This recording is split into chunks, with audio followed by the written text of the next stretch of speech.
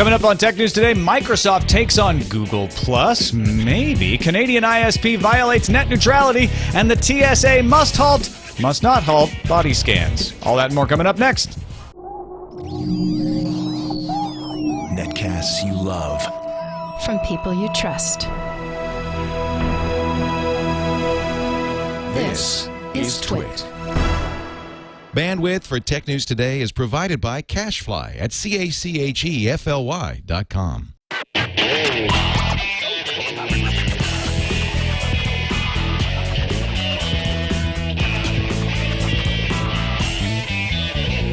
This is Tech News Today for Friday, July 15th, 2011. Tech News Today is brought to you by Squarespace.com, the fast and easy way to create a high-quality website or blog. For a free trial and 10% off your new account for 6 months, go to Squarespace.com and use the offer code TNT7. Welcome to Tech News Today. I'm Tom Merritt. I'm Iyaz Akhtar. And I'm Jason Howell. And joining us is Ina Fried from All Things D. Welcome back, Ina. Howdy. Good to have you along. You are no longer mobilized. You've normalized all of the. Normalized. I'm stationary. Yeah, I'm still covering mobile for All Things D, but we're just one big happy All Things D family. I like the new redesign, and I like the new way. I kind of miss the brand names, but it's looking clean, looking good. Cool. And Sarah Lane off on vacation today, at taking a little early weekend. So let's get right into the news. Microsoft apparently trying out a new internal design project, or maybe a social network. Fusible was investigating Microsoft's purchase of the domain name Socl, SOCL.com, and found a site called Tulalip. It seemed to be some kind of social network. It said, quote, find what you need and share what you know, easier than ever. And all in the familiar now Microsoft Metro style that we've seen on Windows Phone 7 and on Windows 8. Search Engine Land did some more research, found a Facebook and Twitter integration. They're calling it a hybrid search social network service. Microsoft has actually surprisingly commented on this and said, this is just an internal design project. It was not supposed to be published to the web. We didn't mean to, honest. The company has some other research projects like Spindex that identify trends in your feeds, but this is looking like it's a little more than that. I mean, it seems unusual that Microsoft would go into a social network space right now, considering how much they work with Facebook. I mean, they've invested heavily in there. Bing can search Facebook results, and Facebook obviously isn't on Google. And considering Google just launched their social network, everyone's thinking, oh yeah, Microsoft doing this does make some sense, but I don't see it just working with their partnership with Facebook at all. Yeah, I mean, this is really the challenge for Microsoft, is they've got to either go big in social networking or try and be Facebook's best friend, and I think they're going to have to be careful. Now, Microsoft has had a variety of things on the sidelines of social networking for a while. They tried to make Windows Live a social network for a while. That didn't work out so hot. And they have had the folks that you mentioned that do Spindex, this Fuse Labs that Lily Chang leads, this research project that looks at social media. So my guess is it's probably something in that area. Certainly they are going to want to merge social and search as much as they can. But as you say, I think they're much better off to leverage their partnership with Facebook at this point. Unless they've got something that they really think can take on those, they're better off being a better partner to Facebook than Google, as opposed to doing something small on their own. Yeah, I don't think Microsoft ditches their new best friend right now to go head-to-head with some kind of social network.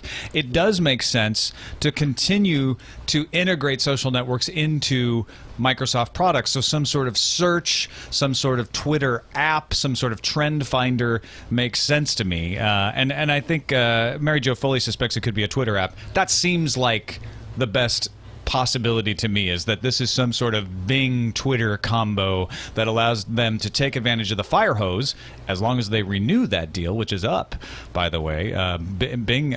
Google and Twitter couldn't reach an agreement on that fire hose of data that goes into the search engine, but Bing still has it right now. So I could see them taking advantage of that in other ways to say, let's surface some interesting ways to find out what's going on with your friends, find out what's trending on the internet, and play in that arena to promote Bing and maybe use Facebook data as well. Who knows? But on top of that, I mean, does Xbox Live count as a social network if you would think about it? Because they actually have a pretty good network already over there. Now, Windows Live didn't work so well, but if they're unifying everything on that single ecosystem, that's been the talk all this week. Could they be doing something where, like, we have to bring our Xbox Live network over to the computer, to a desktop, bring it over to the phone, because they're integrating that anyway. So to use that and leverage the Twitter Firehose and their partnership with Facebook to have this one destination, it could exist, I would think. I mean, do you think that they're already in that social networking with Xbox Live or not? Well, I think it's more an instant message network like Windows Live is. I think Xbox Live, to some degree is a social network, but it's a specific connection that people are making when they're gaming. And I think Microsoft wants to leverage that, but I think if they're counting on that as the asset to take on Facebook and Google+, that would be an overreaching effort by a large measure. Now, a company that has named things Kin and Zune certainly could name something Tulalip or Tulalip or Tualip or whatever, however you pronounce this thing. That is an area. I believe it's a native American tribe. The native tribes that have lived in Washington. I think. So there's an actual way to. I think it's a code name. All right, fantastic, and it's pronounced Tualip. That I couldn't tell you. I think so. There's a casino that I always see ads for when I'm visiting Microsoft in Thank goodness. I'm very pleased. I'm very pleased to hear that, because otherwise I just. Or it's an operating system. They used to have Windows 95 with Chicago, right? I was afraid they couldn't spell. Chicago? All right. Well, good. All right. So that makes sense. It goes with the code names being named in cities, areas, tribes, things like that. That's perfect. On to it's a Microsofty day today, folks. Just letting you know ahead of time. Hotmail is banning common passwords to beef up security. So when you sign up for a new Hotmail account, you will not be able to use common passwords like 12345 or password. They're also banning common phrases, things like "I love cats." I didn't Sorry, know it was so Ina. common. Well, no, I had 12345. That's my password for my luggage for all you Spaceball fans. And you were going to make "I love cats." You were going to change it to be more secure and use "I love cats." But you can't use that either. No common phrases. I love 12345.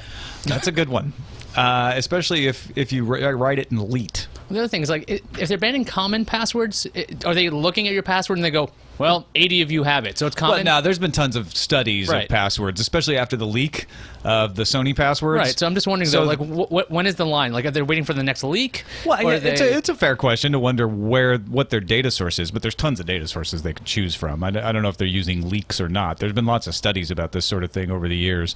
But yeah, I don't know what their data set is for determining what is a common password or phrase, but it's a good idea, don't you think? Yeah, I really like the idea. Go ahead, Ina. Oh, I mean, we've been hearing about, quote, the end of passwords forever, and since they haven't gone away, it'd be nice if they did. Making sure that they're strong. I mean, there is this challenge, though, that if you make it too difficult for the person to remember, then they do other security breaching things like email it to themselves, write it down. So it is a fine line. Right. It really needs to be a better option than passwords, because we can only remember so many. I find myself, anytime a site requires me to capitalize something and put a number and do all this stuff, by that point I'm just constantly spending time on the password reset tool. And the good password protocol is to have a special character, at least one or two, at least one capital. And I have found in trying to do that over the years, you run into tons of sites that don't allow special characters, that are not case sensitive, that we only allow 6 characters in the password. They make you have to have 9. Yeah, totally. They make it impossible for you to actually make secure passwords sometimes. So I'm glad to see this going in the right direction. Microsoft said they may extend the ban to existing accounts in the future, which would force some users to actually change their currently insecure passwords. They also added the "My Friend's Been Hacked" button, so that if you get email from someone and it's obviously a hack, maybe it's that, I'm stuck in a foreign country and need money, or it's just, it's a Viagra ad and it's like, wait, this came from Iyaz? Iyaz never sends me these, usually. You can press the button that says "My Friend's Been Hacked." If they're a Hotmail user, Microsoft will then check this against some other factors to determine if the account truly has been hacked. And if they determine that it has, the account will be locked so that the spammer can't use it anymore, and the account holder will go through the account recovery process. I mean, these are some nice moves from Microsoft's Hotmail, but do you think this is going to get more people to use it because they know that they're being forced to have a secure password, or they have this option of knowing their friends have been, or like being able to report easily, my friend's been hacked? I mean, is this going to get people over, or is this just to protect who was already there? I think this is much more about protecting the people that are there. I mean, it's a nice feature. I think Gmail has added an account recovery option that they didn't have before. I think Microsoft had one, but it didn't integrate with like this thing where you can say my friend's been hacked. I mean, I think this is a great idea and a no-brainer for folks that are running these services. Email is really important to us, and if we're using 1, 2, 3, 4, 5 as our password, we're going to need a way to recover it when inevitably it gets hacked. I did want to say, though, that I am in London and I do need money. So that wasn't a spam, Tom. Please do send me money. You've been sending me that for years, She's been stuck for years. I thought you were at home with your cats. CR points out this could really annoy your friends. Well, yeah. But that's why Microsoft says, look, we have an algorithm. We don't just take a single report about an account as the only determination. So we look at a few other things. It does weigh heavily in the algorithm, but it's not the only way. So hopefully it won't be as easy as just going around randomly saying, hey, my friend's been hacked, reset their passwords all the time. You can send them another one. The new button, my friend's a jerk. Don't disregard this, please. Now, what about how it's incredibly easy to spoof an email address, though? So couldn't I spoof Iyaz's address, send it to Ina's Hotmail, and then she's like, oh, it looks like Iyaz has been hacked. And well, if you're going out of your way to be a jerk, I don't think that Microsoft's trying to stop that, right? I mean, that's just a whole other issue. It seems like it's low-level stuff that's going to help a lot of people out there, the general user base, but it's not going to stop everybody from doing like some ridiculous harassing behaviors. As long as it doesn't increase the harassment, that's all I'm looking at. Fair enough. Shaw is an ISP in Canada, and they are either very bold or very dumb, according to Canadian tech journalist Peter Nowak. On the heels of the net neutrality debates, the usage-based billing debates, Shaw has announced that its upcoming online video service, Movie Club, will be exempt from its own data caps. The Movie Club costs $12 a month extra and gives access to movies on TV, computers, and smartphones, whereas Netflix will run into the cap. And Netflix in Canada has had to adjust how it streams to help people not exceed the lower data caps that they have on a lot of services there. Peter Bisonnet told the Calgary Herald on Thursday, there should be some advantage to you being a customer, right? We're not gonna count these movies against your data cap. Again, this is exactly what Canadians sound like, unless maybe it's a Bronx import. But this just goes to that whole argument of, okay, if there's limited bandwidth, if you're going to claim this as an argument, this doesn't work at all. Say, oh yeah, this is free. How is this possible? Like, I mean, how are people not going to get completely ticked off with Shaw for doing this? Or is this just a side benefit, as they're trying to put it? I mean, is there any benefit to being a Shaw consumer, or even knowing that they're doing this? Does this make you want to not use them? I mean, this is really the highlights of the pro and con net neutrality thing right here. Should the person that you're paying be able to prioritize certain types of services?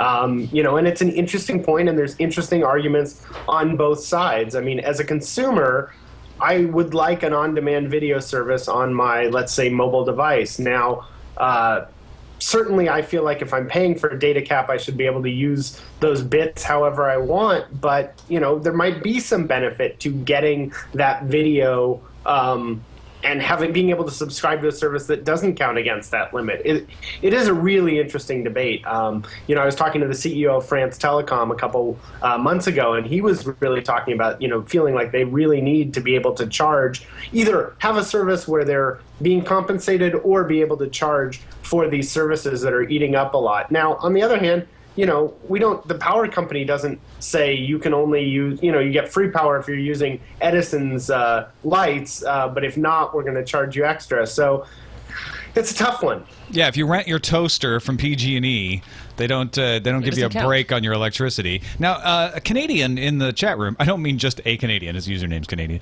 points out that Shaw does have unlimited broadband. You can buy a 1 megabit per second account for $60 a month. That's a lot for a slow account, but it's unlimited. You don't have a data cap. Or unlimited 100, you get 100 megabits per second and no cap for $119 a month. So you can say, look, I want to have Netflix. I'm going to go up to a higher tier. But those higher tiers are quite a bit more expensive than the limited tiers. And so it brings you back to the question of, is it fair, is it right for Shaw to say, we've, telling the CRTC and the usage-based billing debates that have just wrapped up, we've got to charge for this stuff. There's only so much bandwidth, and we got to avoid congestion, and we need to roll out new equipment, and so we really need to save these bits in this bucket of bits, and so we have to charge for a certain amount of bandwidth, and at the same time go, oh, but if it's a movie coming streaming, then that's not a problem. Not to add more complication to this, but if you look at something like the Uverse service that AT&T offers, it's a replacement for cable or satellite. I mean, technically that's coming over an internet line. I'm not sure how they do it in regards to net neutrality, but I mean, those obviously you're paying a separate fee. It's not part of your internet bill. It's it's a flat fee. It's a television service, but it's actually coming over IP. So I mean, it's a really complicated thing. I've hear people passionate on both sides of this, but it's really complicated in terms of, as all these things are ones and zeros delivered over the same connection, how does it get charged? Can people prioritize? I don't know. What do you guys hear the most from readers? We got an email of some guy, Neil, in Ottawa. It said, unfortunately, Shaw is not a national provider with a footprint in all large metropolitan areas. If I want to subscribe to this service, I would be dipping into my Rogers bucket. I wish that I could access this magic fountain of unlimited streaming. It's an interesting point, though. It could get new people over going, hey, look, I don't have to worry about this data cap issue if I go to Shaw. Because, I know a lot of people, they want to cut the cord, they want to go just all streaming, but it's very hard to do that when you have all these data caps in place. And with Shaw doing this, maybe people will want to go and use their service. Now, Third Stage pointed us to a Facebook posting from Shaw where they clarified that Shaw Movie Club is intended to be watched through your set-top box. You can order your movies online through vod.shaw.ca and send it to your set-top box for viewing.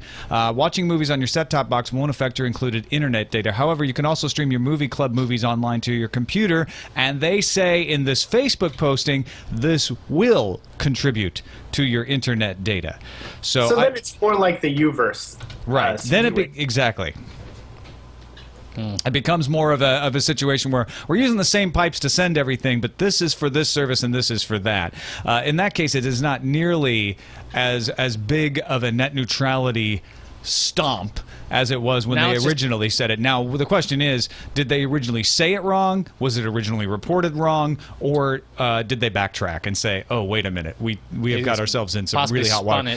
Because Michael Geist wrote this up, and some pretty reputable folks wrote this up and misunderstood it from the beginning. So I have a feeling Shaw was not very careful in how they rolled this out, to say the least.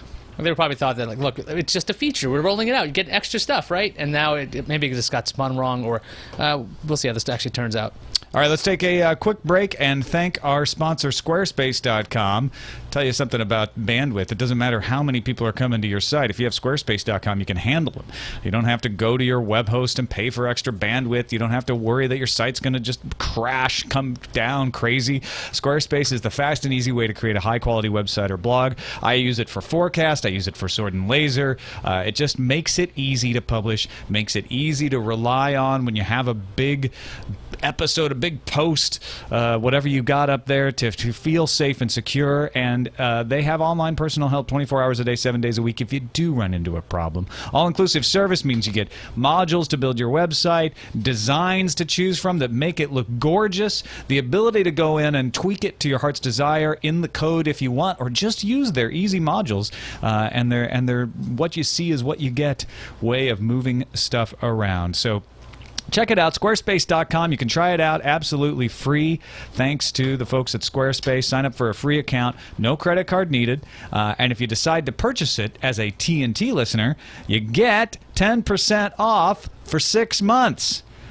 Use the offer code TNT7 if you decide to purchase it. And your data is totally portable. You can bring stuff in from other blog services and just immediately have your blog at the ready in Squarespace. If you decide to leave someday, they let you take the data with you. They're not putting it in some weird proprietary format you can't take with you when you leave. Squarespace.com.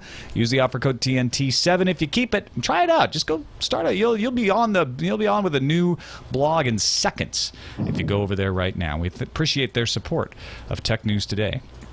We also appreciate the review of the TSA airport body scanners here in the United States. D.C. Circuit Court of Appeals in Washington ruled today that the TSA violated federal rules when it installed full body scanners without following proper procedures, but they can keep the scanners. They don't have to get rid of them. And why are we covering this? Because this is a tech story in which way? We've argued this before. Well, let's cover the story first before we just start questioning the veracity already, of it. It's not a tech story. Judge Douglas Ginsburg said for the three-judge panel, it's clear that by producing an image of the unclothed passenger, a scanner intrudes upon his or her personal privacy in a way a magnetometer does not. Ginsburg said he would not order TSA to immediately halt full-body scanning, but he says the TSA violated the Administrative Procedures Act for failing to have a 90-day public comment period. Electronic Privacy Information Center are the folks that brought the suit, asking for TSA's body scanning program to be declared unconstitutional. The judges would not do that, but they did say that the court said that the TSA does have to go through the proper procedures. They can't just break the rules, and because this is so invasive, that it would take that they should take the 90 days. Now, Iyaz, obviously, you don't even think that anybody cares about this story. No, I didn't say that. I said this doesn't belong on this show. This is Tech News Today, and the only thing that's tech based on this is that it's the Electronic Privacy Information Center. That's great. And you know what? These scanners also use electricity. That doesn't make it a tech story. Like if I killed somebody with a MacBook, it's not a tech story. And I understand this is very annoying, the TSA stuff. As a traveler, I find this stuff ridiculous. But I don't see this having a place on our show. Well, I put it in the show because, first of all, it was high up in the Reddit. So, obviously people in our Tech News Today audience thought it was important. Also, we have a lot of IT professionals who travel. This is no different than the laptop scanning at borders. So if there is a speed bump put on a highway, and then IT professionals go over that speed bump, we should cover that, too. All right, folks, not to get in the middle of a marital dispute here, but I think the one thing that this does raise is just technology is going to open a lot of doors to a lot of kind of scanning. There was an interesting story this week about some law enforcement wanting to use an iPhone attachment that uses face detection, and this story may be on the border of tech, but I think we are going to deal with a lot of these tech versus privacy and safety questions, and this one may be less technical and more societal, but I think there are a lot of questions that we're going to have to answer in the coming years over, what trade-offs are we willing to make versus privacy versus security, and I think tech is going to be the enabler of that. Tech is going to allow a lot of things that we as a society are going to have to say, do we want that? Are we comfortable with that? Yeah, and tech and privacy is the story. I mean, it's body scanner is definitely something we've covered before in Tech News Today, and how the backscatter array works and the privacy of it. We've covered the TSA when I was at Buzz Out Loud all the way through the year or so we've been doing TNT. So I thought that it was an appropriate story, but obviously, just because your face is on my the album art, esteemed colleague, you think you can put in stories? With me. No, it's important stuff. I don't think it's a tech story. That's all. All right. Well, if you agree with Iyaz, TNT at twit.tv. If you I'll disagree with Iyaz, I have a feeling TNT we're at getting some twit.tv. emails. TNT at twit.tv. How dare I speak up to you? Well, now, this is just a Pentagon story, so it obviously belongs on a military podcast, not on a tech podcast. This Week in Military coming up. But I guess 24,000 Pentagon files stolen in a major cyber breach might be interesting to some of you. Deputy Defense Secretary William J. Lynn III disclosed in a briefing today that back in March, 24,000 files were lost to foreign intruders, or not lost, but they were compromised by foreign intruders in what appears to be one of the most damaging cyber attacks to date in the U.S. military. This is part of announcing a new strategy for cyber war from the Defense Department. So their strategy is to not get hacked? Well, Lynn said I that. think that's a great new strategy. Yeah, Lynn said. I'm going to also have a new strategy. I'm going to announce it exclusively here. In the past, I've had my wallet stolen. My new policy, rather than calling the credit card company after my wallet gets stolen, my new policy is to not have my wallet stolen. So this is Lynn speaking. Rather than rely on the threat of retaliation alone to deter attacks in cyberspace, we aim to change our adversaries' incentives in a more fundamental way. If an attack will not have its intended effect, those who wish us harm will have less reason to target us through cyberspace in the first place. So I mean, essentially, you totally hit the nail on the head, Ina. They're saying instead of bombing people when we get cyber attacks, we're going to close ports. We'll have nowhere to bomb. We're going to stop them from attacking us in the first place. Well, maybe their strategy is just disconnecting Ethernet cables, turning off Wi-Fi networks, and SneakerNet will go back.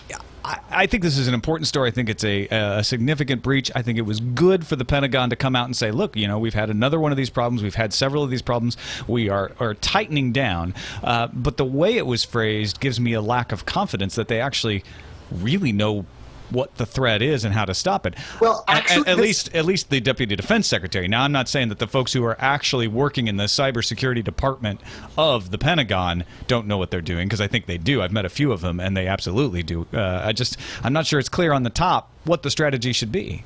Well, I think this actually ties back to the story we did at the beginning of the show, and actually what they're going to do is DOD@hotmail.com is changing its password from I love cats to I love cats 1, 2, 3, 4, 5. So I think that should really help. Hopefully that. Well, the other thing is, they can't completely explain their strategy because they don't want to give it away. So possibly this was just a bunch of doublespeak just to avoid answering a question. Well, what the military has done in the past is really push cybersecurity and the cyber warfare department. The Air Force has been involved in this in a high level way, and they're trying to get it out there that they're doing something about it, that they know what they're doing, and they want to get hackers to join the military. They're trying to make it look cool. That's why they're talking about cyber warfare. So they're always going out and pumping this up. I'm not sure that the esteemed Deputy Defense Secretary actually had the effect with his speech that maybe he was aiming Maybe the at. Pentagon is just one giant honeypot. That's probably what it is. They're just trying to recruit people. They did say that the 24,000 files were not incredibly damaging. They said it was a significant concern that they were able to get them, but that it was not high-level stuff that they were worried about. There was some some military manuals, some avionics stuff that was in there, so it wasn't also And also, in all fairness, nothing either. The Pentagon probably also does a bunch of hacking itself around the world. It's not like it's. Well, they've said time. that's Right. what they've said. Look, in the past we've said if you hack us, we'll hack you. It's Right. retaliatory. Now we're saying maybe we should actually just make our networks secure first. They're not going to get rid of that. They were also very circumspect about people saying, hey, is this China that you're talking about? Is it foreign governments? They did seem to assume that most of this stuff is coming from governments, and I think that when you get this advanced persistent threat talk, that's usually code for meaning like high-level hackers that are government-backed. A lot of times it means China. But there are also a lot of independent agencies and mafias and terrorist organizations that could be doing these attacks as well. Maybe they don't want to cop to that, again, because they don't want to give away their strategy. But that is an important element of this as well. Sony launched the S1 and the S2 this week, and we talked about it on Tech News today. Today. They had a hands-on press conference. They didn't release them. Well, they didn't launch that, but they launched the effort. They didn't release it. They didn't start shipping it, but they had the big press conference, and Ina was there. You got to do the laying on of hands. I did get to touch them and hold them, but there are a lot of details that they didn't share. So these were first mentioned at a press conference in Japan in April, and it's been a while. And so now what they've done is they've let us touch it and see it, and they've offered up a few more details on these. So there's two models. There's one that'll look familiar to anyone who's seen a honeycomb tablet, and then there's the one you see here, which was the S2, which folds out. It's a dual-screen device.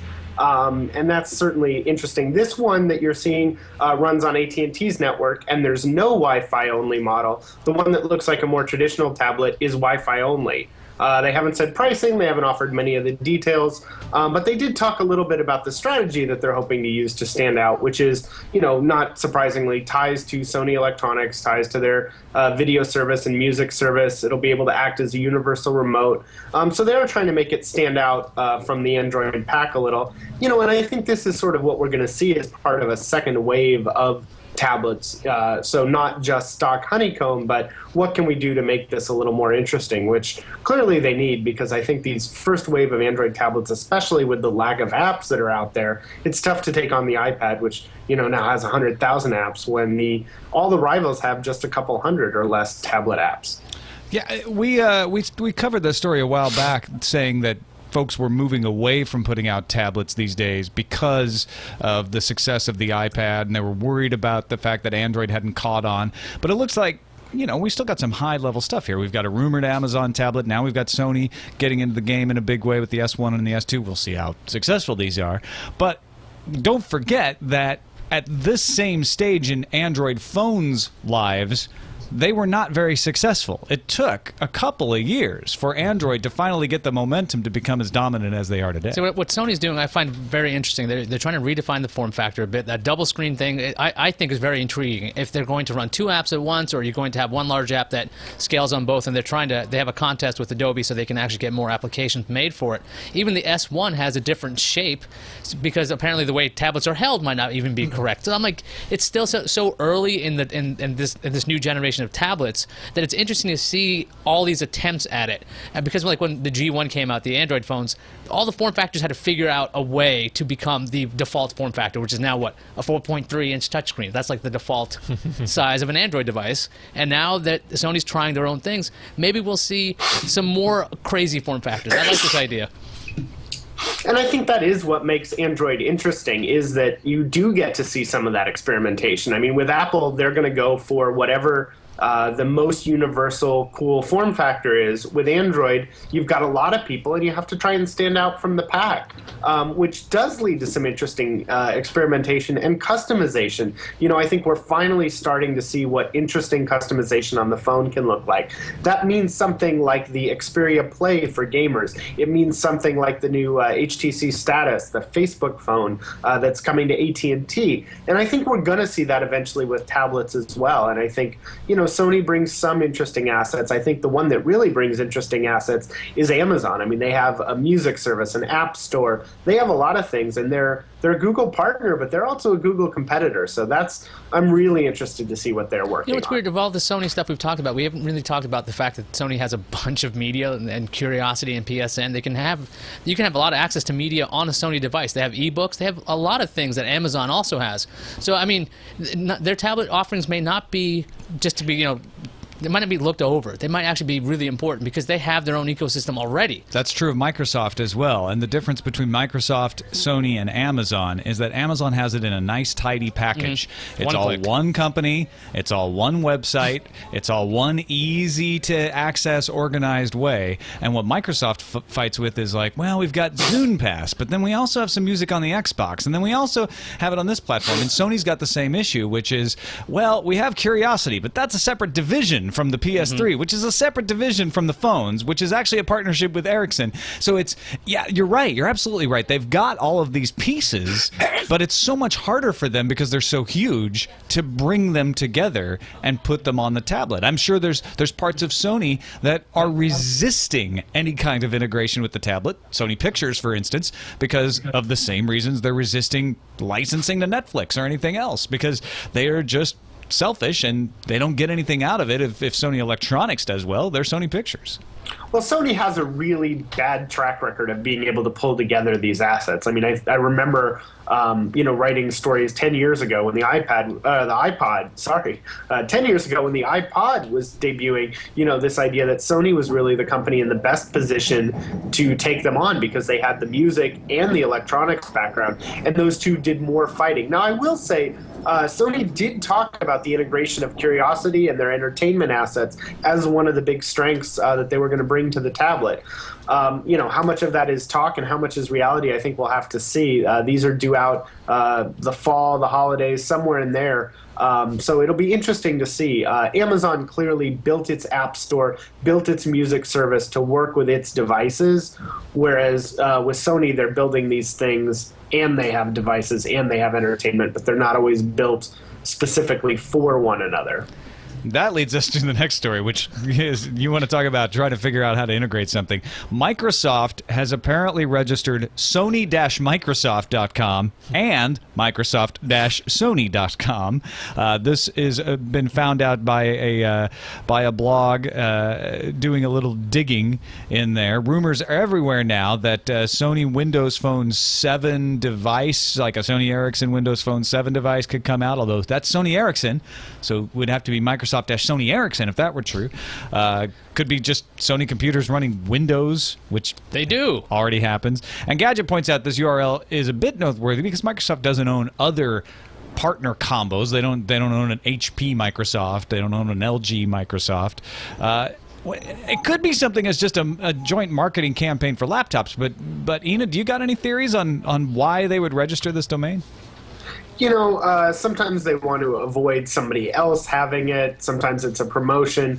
I think it's really easy to want to jump to, oh my God, there's something really exciting. I saw some tweets, and I even asked my Twitter followers, like, what do you think it could be? And, folks saying, well, wouldn't it be great if you could, cross game from Sony Game Station, PlayStation to Xbox and, That would be PS3Xbox.com. Yeah, exactly. Yeah. No, that's the thing. I would be less surprised to hear nothing come of this than I would to hear that this was actually something.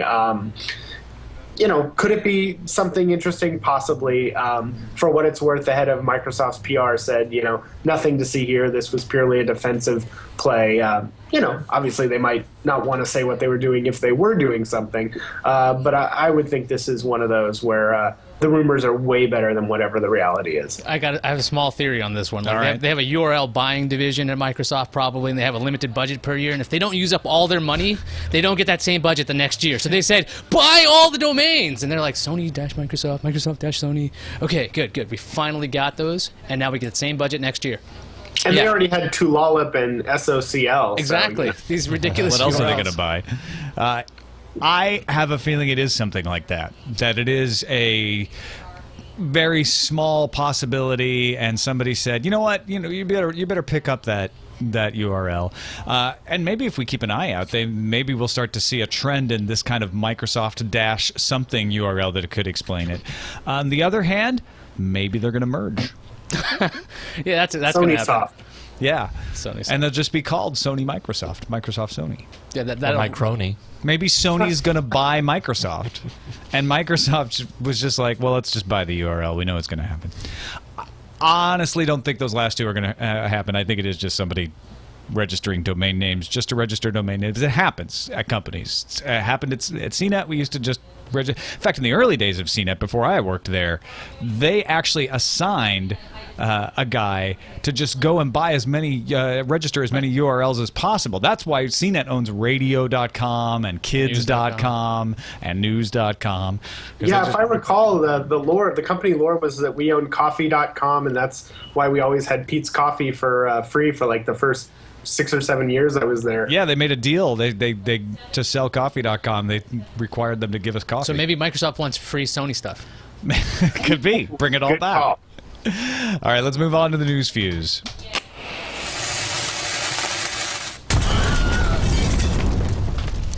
Google just upgraded its App Market Android app, so that means dig into the resources and find clues. AndroidandMe.com reports that there are some graphics that suggest that Google may be offering a way to buy music, not just upload it to the cloud. It's the timing of the whole thing that has everybody excited. Google launched Google Music in May, so perhaps they've set up some deals with the record labels finally. In more code-digging news, checking the code of Google Plus actually yielded the Google Games logo graphic, not just an obtuse reference, but the actual Google graphic itself, which is the It's Google stunning. graphic with the Wow. word Whoa. games after There's it. no way. I mean, took hours of time to make that. That's exactly how Google does things. And that's the But thing. have That's they what it's like. registered Google-games.com? we have. I think Microsoft did that. to who is? The LTE standard means that cell phones have to have SIM cards, which brought hopes that you could buy one phone and just switch carriers by switching cards. Forget that. It turns out that AT&T and Verizon use different frequencies for their LTE implementations, and even if a phone could handle both, the carriers can lock out those phones. So what about roaming? Well, PC Mag asked AT&T executives, and they didn't know if their phones could roam on Verizon's frequencies. Bummer. GoogleGames.com is registered to Anti-Fraud Solutions. Which is owned by... I don't know. Got to do some Go more find digging. out more. British gadget site PocketLint had an interesting conversation with Danny Kaye, not the actor, but the Executive VP of Global Research and Technology Strategy for Fox, about the future of Ultraviolet. Some quick background. Ultraviolet's the name for a digital file of a movie or other content that would be available in the cloud. It's their way of saying, hey, we'll have DRM, but you won't ever feel it. It'll be available everywhere. Has the backing of Fox, Warner Brothers, Universal, and Samsung. Now, Kaye suggested that Ultraviolet holdouts Apple and Disney would eventually adopt the Ultraviolet format, which could mean a unified cloud video standard. Yeah, that'll If happen. they can convince him. They convince Steve Jobs. Groupon's currently being investigated by the Connecticut Attorney General. His name is George Jepson, not Jetson, like when I read it, for state violations. Jepson. It isn't clear, but Groupon may technically be selling gift certificates. In Connecticut, gift certificates being sold cannot have an expiration date. The problem is that Groupon's coupons have expiration dates. So Groupon has until the 5th of August to reply. Why are we reading that story? That's just a gift certificate story. Because Groupon is online. They have a website, so they use electronics. But doesn't every company have a website? No. Pretty much? No, not every company. Hey, folks, look. The Amish companies. Electric cops. They're going to become part of the New York City police force. Awesome. Wait, that's not right. This is about electric cars. New York City has added 70 electric vehicles to its city-owned vehicles, which includes 50 Chevy Volts that will be police vehicles. The move is part of Mayor Bloomberg's environmental program. Currently, there's an ongoing legal battle between Oracle and Google over Java patents. Particularly, Oracle thinks Google's Android OS infringes on Oracle's patents. Lawyers for Oracle are looking to get some information from a number of current and former Google employees. They're asking to depose Bob Lee, who worked on Android while at Google. Lee has since left Google and is the current CTO of Square. The attorneys would also like to get some guy named Larry Page, because Page gave Google the go-ahead to buy Android way back in 2005. Never heard of him. Apple's iOS devices use Apple's A5 chips, but were manufactured by Samsung. Now, if you've been paying attention lately, Samsung and Apple are not really happy with each other. They're currently engaged in about 3,000 lawsuits or so. Apple's looking at Taiwan Semiconductor Manufacturing to be its partner, and today Reuters reports that Taiwan Semiconductor is already producing the next generation processor for Apple, the A6, on a trial basis. The partnership depends on whether the company can yield enough chips. According to an analyst, it's no small feat for Apple to move from Samsung because the move requires a redesigned chipset. This just in, I'm getting in my headphones here. A preliminary ITC ruling in Apple versus HTC rules. HTC violated 2 Apple patents. HTC has issued a statement from Grace Lee, General Counsel of HTC Corporation. You actually let us know about this before showtime. What's the scoop? So, this is one of the many battles going on over whether Android and Android phones infringe on someone's IP. Microsoft's suing, Oracle's suing, as you mentioned, and Apple is suing. In this case, Apple's suing HTC. They are suing in a variety of venues, but one of those is the International Trade Commission. That venue is important because they're the ones that can ban imports into the country. They alleged that Apple alleged that HTC was violating 10 of its patents. In a preliminary ruling today, the ITC said that HTC is infringing on 2 of them. The challenge here is, of course, that even if you're infringing on 1, that could be a bad thing. HTC is, of course, vowed to fight on.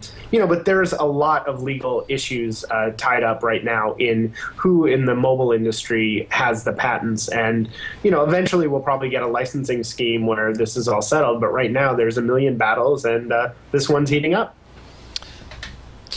Do we know where it goes from there after the ITC rules? Where can they take it? So this was an initial ruling from the ITC. They can appeal it sort of higher up within the ITC. Okay. The ITC is this weird body that it's a U.S. agency, which is kind of funny since it's the International Trade Commission. But what it has the power to do is to ban products that are found infringing from coming into the U.S. So it's pretty important. This is one of those venues that sort of really matter because that's, if they issue an injunction stopping products from coming in, that's obviously makes it tough to sell them. All right, on to the randomizer. Mashable has a story today about a QR code on a gravestone in Haifa, Israel. Scanning the QR code leads visitors to a tribute website that was set up by Yoav Maidan's mother, or actually by Yoav Maidan for his mother, Judith, who is buried in the website. Maidan set up and plans to evolve with stories and photos from his mother's life. He says, "I didn't know what we wanted to write on the tombstone, and it will never be everything for everyone. By having something that is dynamic and it can extend over time, we can capture it." So you scan the QR code when you're at the gravesite, you get something a little different. You can even get something personalized. It's kind of cool. It's an interesting idea, but obviously you need somebody who's still alive to keep using this thing to change what's on the QR code. But is this something that's going to get antiquated really fast? You see this thing, you're like, what was that? What's this scribble? Because, Microsoft has tried some of these things. They've tried their own version of QR codes, and there have been barcodes and other things. Is this just going to be in 10 years, what does that mean? I don't know. Maybe it's Braille. Just somebody in the B Woogie said, re-explain, please. You walk up to the gravestone, there's a QR code, you scan it, it launches a website. The website will be an ever-evolving tribute to Judith, Yoav Maidan's mother, who's buried in the gravestone. Ina, do you agree? You think this is sort of like a passing fancy, something that won't last, as long as we like to think that memorials like this will last? Yeah, I think tribute sites are really interesting, and potentially putting it on the grave marker. There's nothing wrong with it. I will say though that it would seem to be one of the things that needs to evolve the least. Whatever needs to be said can certainly, it would seem, be said in the coming weeks and months. And death is one of those things that's kind of final. It doesn't seem like a whole lot new is going to come up, but whatever, more power to them. It's better than the QR code wedding cake that I saw not too long ago when I was doing some research. That won't for a last. story. Not the wedding, the cake. Just printed on the fondant. Yeah. All right, let's move on to the calendar. Apple just released iOS 4.3.4, which means no more jailbreaking via that PDF exploit for about a day or two, because that's going to get cracked. Starting today, you can get a Sprint Nexus S 4G for $99 as long as you get a 2-year contract with that. That's a good deal.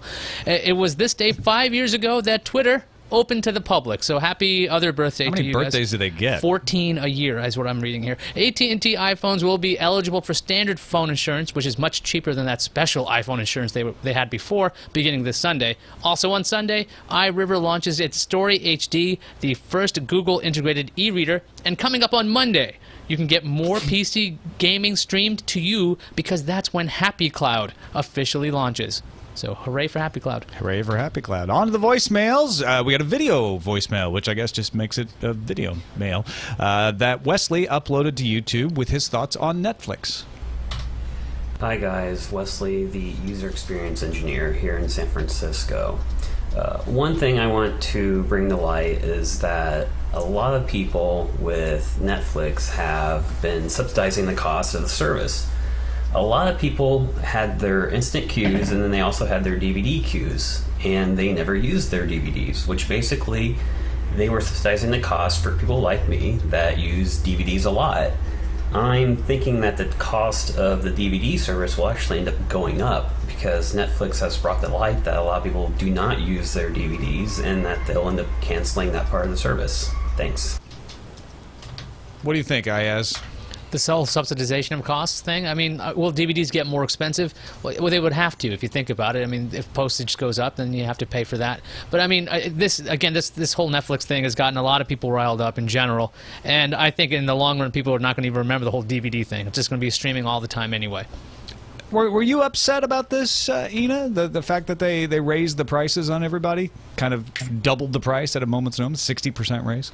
I'm one of those people that's trying to figure out if I want to subscribe, what I'm subscribing to. I just recently joined Netflix, and I've been playing around a little with the streaming. I still haven't set up my DVD queue, so right now I'm subsidizing both halves since I'm not really using either. At least to the potential that I should be. I think by splitting out the costs, they're certainly, laying the groundwork to have those two services more evened out based on what those costs are. I think they're really hitting two different demographics. My parents are unlikely to sign up for a streaming movie service anytime soon. Probably when it comes down to it, I'm probably not going to subscribe to the DVD part of the service. But I do think over time the DVD service, goes away. But it's a long time. I mean, there's a lot of people that are going to be using DVDs for a while.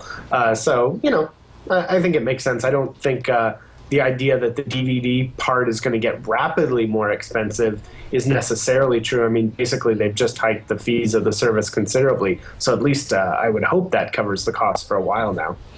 All right, let's move on to our next voicemail. 260 TNT Show is the place you can call to leave a voicemail like this person did on the possibility of a tech bubble. Hey, guys, this is Fred from Nazareth in Pennsylvania. I would just like to say, tech bubble? Well, maybe.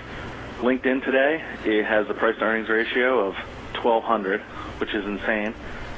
And their earnings call will be August 4th. So we'll see if the bubble pops on August 4th, while the rest of our government is about to default on its credit. Thanks, guys. Love the show. Bye-bye. He kind of throws in a political under the bus there at the end. Yeah, take that, U.S. I don't think the tech bubble is going to burst when LinkedIn goes public necessarily, but it did bring up the point of having a very important political event happening in August, right, Ina? Yes, absolutely. I mean, this whole Netflix price hike. Oh, wait, you meant the U.S. potentially defaulting on the debt. One of my favorite tweets from the week was somebody commenting on how there's a lot of attention on the fact Netflix is hiking its prices and very little on the fact that our government may default on its debt. I'd probably reverse the order of priority of those two, but hey, that's me.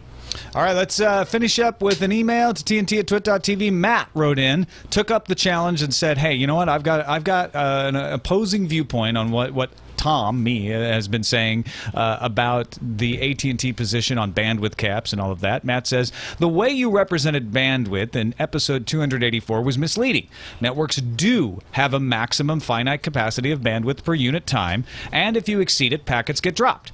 This is why ISPs throttle during peak usage times. If you take the capacity per unit time and multiply it by a month, you end up with the supposedly mythical bucket capacity. Sure, ISPs don't say how large this communal bucket actually is, and like to work with average values in the name of fairness, which is totally unrealistic. But that doesn't mean bandwidth is an unlimited resource. It's not. Saying otherwise just confuses the issue. I'm a big fan of the show and listen to it in my morning commute literally every day. Thanks for keeping me entertained." He says all kinds of nice things to make us feel better about the fact that he just criticized us. But it is a good clarification. So a lot of people sent me this kind of criticism over Twitter, Google+, other places.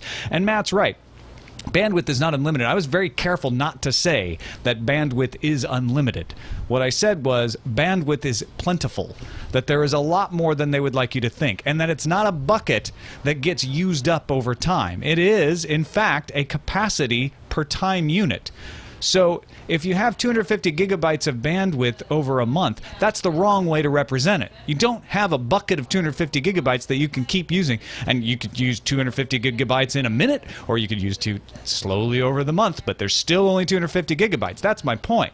There is probably a limit, a capacity that can be sliced and diced up to the different people, depending on whether it's cable or DSL. You're going to get a certain segment of that that's either shared or not, that you can use at any given moment. And yes, if you use a lot of it at a given moment and everybody's using a lot of it, then you get what's called a denial of service, right? Because there just isn't enough room in the pipes. That's absolutely true, and I appreciate Matt having the clarification. But that's not what they're doing with these gigabyte caps. With these bandwidth caps, they're saying, well, they're not talking about speed. They're not talking about your effective bandwidth capacity at any given time unit.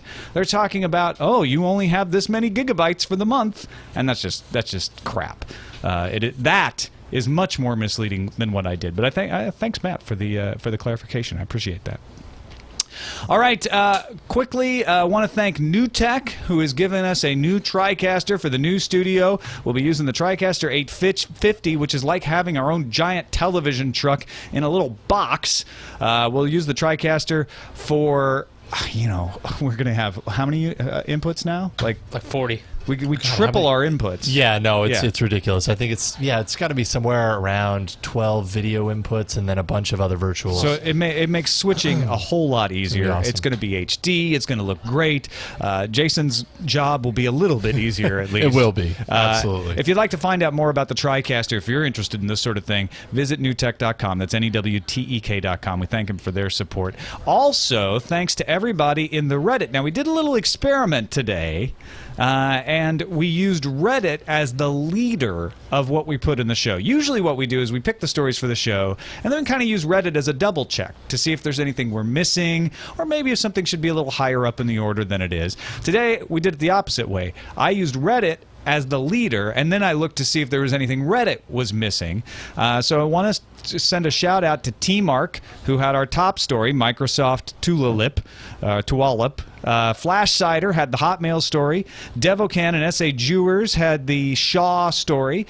Portec had the TSA story. So Portec, you can email Iyaz about that. Portec and White Hat TX had the Pentagon 24,000 files stolen story. We put in the Sony S1 and S2 because we had Ina on and she'd been there at the event. And we also put in the Sony-Microsoft.com story because we just thought that was really interesting. In the news fuse, Technogasm, Enjoy What You Have 84, H.R. Himes, Captain Kipper, and Portec all submitted stories, and we threw a couple of our own stories in there. And thanks to Captain Kipper for the randomizer and Portec for one of the calendar items.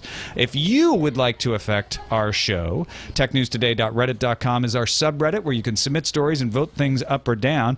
And if you thought the story selection seemed a little different and you want to share our thoughts with us, TNT@twit.tv. Also, don't forget, bricks for the new studio. We only got 5 more TNTs. Yeah. 4 more TNTs in the old studio, 1 at Comic-Con, and then we're in the new studio. That's going to be awesome. But So buy a brick. Bricks.twit.tv.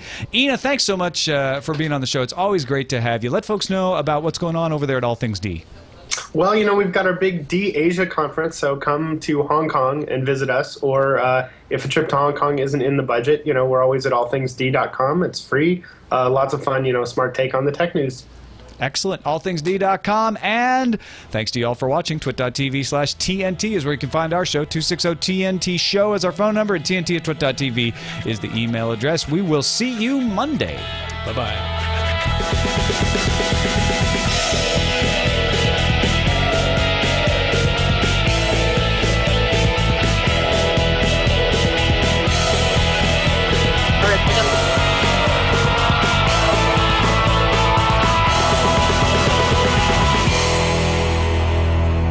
There's our giant airplane desk.